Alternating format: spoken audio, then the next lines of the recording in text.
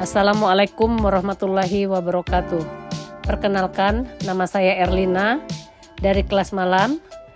Baiklah, bapak-bapak, ibu-ibu, kali ini saya akan menjelaskan tentang hukum konstitusi. Pengertian konstitusi. Konstitusi adalah seperangkat prinsip yang dapat menjaga dan mengatur suatu negara. Lebih lanjut, arti konstitusi adalah kesepakatan dasar dalam pembentukan organisasi yang mungkin pada awalnya tidak tertulis namun dituangkan dalam bentuk tertulis atau format khusus lainnya sesuai dengan perkembangan zaman. Pengertian konstitusi menurut ahli. Meriam Budiardjo menyatakan bahwa konstitusi merupakan piagam yang menyatakan tentang cita-cita dan dasar organisasi suatu negara. Fungsi konstitusi secara umum. Konstitusi berfungsi untuk memberikan pembatasan kepada kekuasaan. Konstitusi memiliki fungsi sebagai piagam atas lahirnya suatu negara. Konstitusi juga memiliki fungsi sebagai fungsi hukum tertinggi. Jenis konstitusi. 1. Konstitusi tertulis adalah sekumpulan aturan pokok dasar negara yang mengatur peri kehidupan suatu bangsa dalam persatuan hukum negara. Contohnya, 1. Undang-Undang Dasar 1945, 2. Undang-Undang Dasar RIS, 3. Undang-Undang Dasar Sementara, 4. Undang-Undang Dasar 1945 hasil amandemen.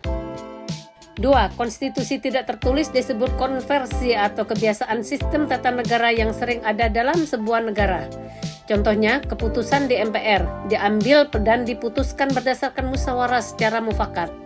Tujuan konstitusi. 1. Memberikan pembatasan sekaligus pengawasan terhadap kekuasaan politik. Tujuan ini berfungsi untuk membatasi kekuasaan penguasa sehingga tidak melakukan tindakan yang merugikan masyarakat banyak.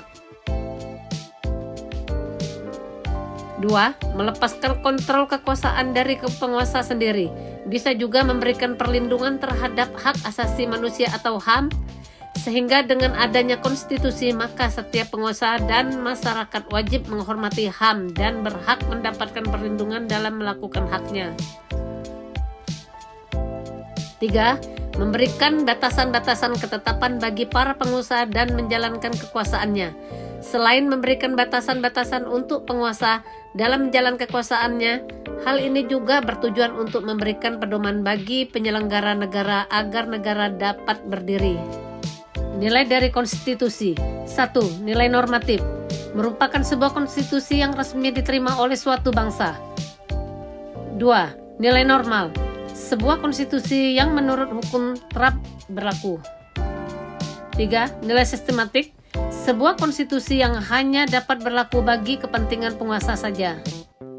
Demikianlah penjelasan dari saya. Mudah-mudahan ibu-ibu, bapak-bapak semua dapat mengerti dan dapat memahami apa yang tadi saya jelaskan. Sekian dan terima kasih.